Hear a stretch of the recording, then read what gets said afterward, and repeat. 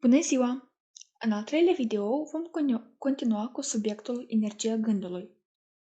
Există rațiunea minții, dar există și rațiunea inimii. Altfel spus, omul posedă o minte dublă. Rațiunea minții studiază, analizează, face concluzii, iar rațiunea inimii, numită și intuiția sau înțelepciunea înaltă, pur și simplu știe. Intuiția ne șoptește prin inimă cele mai frumoase gânduri. Poate ați avut momente când aceasta v-a ajutat sau v-a salvat. De exemplu, fiind elev, poate ați simțit că mâine veți fi întrebat la un anumit obiect. Sau atunci când intuitiv vă apropiați de un anumit om și nu de altul.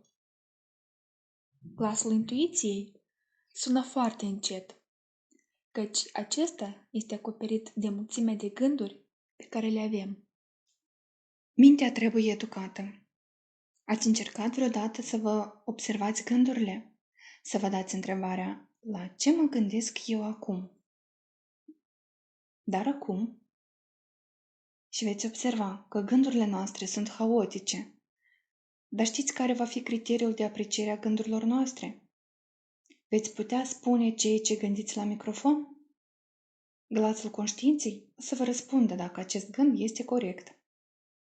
Adesea, din neștiință sau autojustificare, oamenii cred că gândul lor e mic și nu poate ajunge nicăieri. Între timp, potențialul gândului e foarte mare și pentru gândul nu există nici timp, nici spațiu. Și cei care gândesc haotic sunt asemenea celora care flutură cu mâinile în întuneric fără a ști ce obiect vor atinge.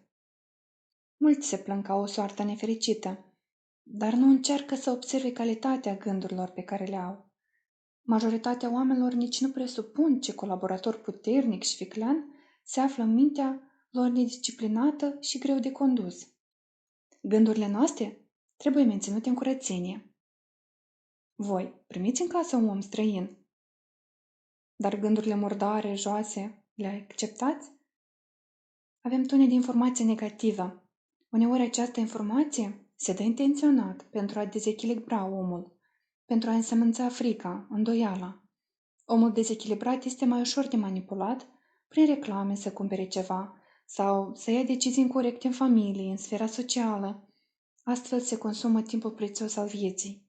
Se distrug mecanismele esențiale ale omenirii, ce duce la dereglări ale sistemului imun, a energiei psihice, a sănătății în întregime. Să ne întoarcem la știință. În prezent, cunoaștem câteva tipuri de energie.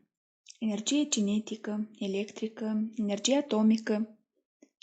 Cu cât particula este mai mică, cu atât mai mare este acțiunea ce o posedă.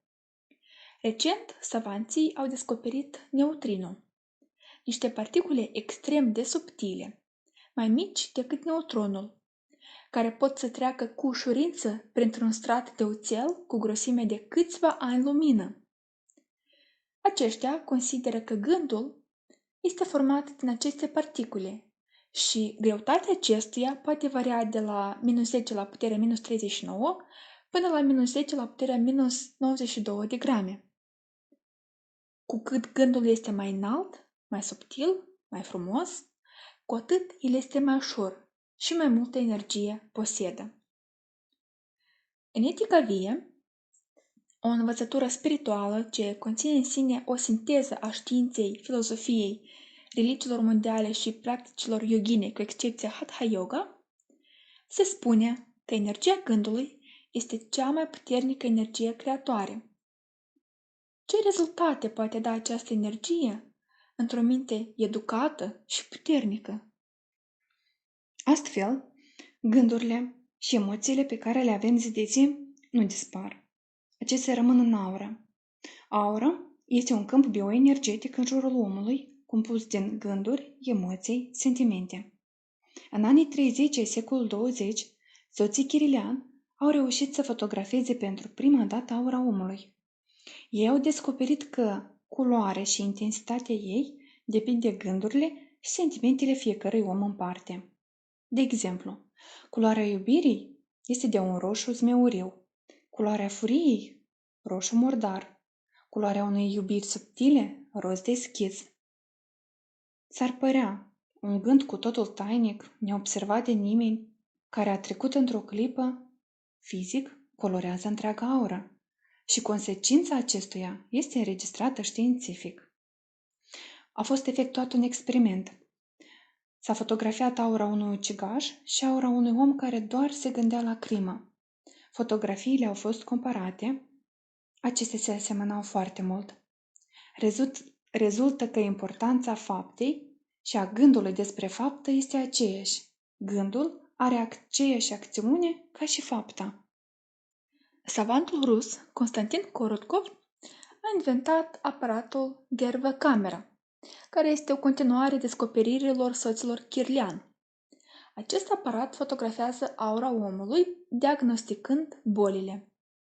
Orice îmbolnăvire apare mai întâi la nivel energetic, în aura omului. Aceasta fiind diagnosticată înainte să se manifeste în corpul fizic. Putem concluziona, gândurile, emoțiile negative sunt generatoare de boli. În etica vie se spune, nu este departe timpul când nu va mai fi nevoie de pașaportul biometric, pentru că va exista pașaport psihic. Acesta nu va depinde de ce spune omul sau cum el arată sau cum el vrea să pară. Pașaportul psihic va exprima esența ascunsă din interior, ce nu poate fi falsificată. Astfel vor fi angajați funcționarii publici, profesorii, medicii, educatorii și alții.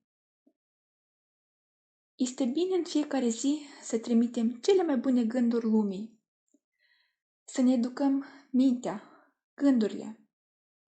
Acesta va fi cel mai frumos dar pe care îl putem aduce omenirii.